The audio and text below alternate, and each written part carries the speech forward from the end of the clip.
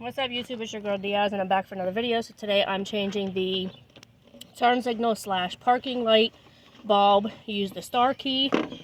So all you do is you take this off, turn to take the casing off, and you pull this one out.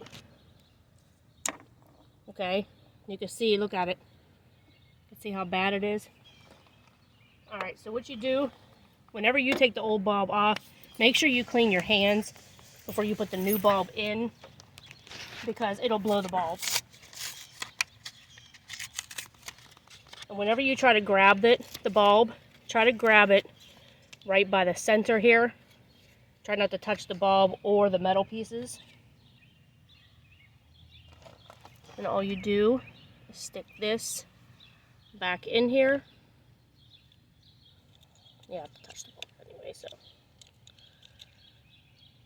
Like that. You take the casing, put the casing in there, turn it.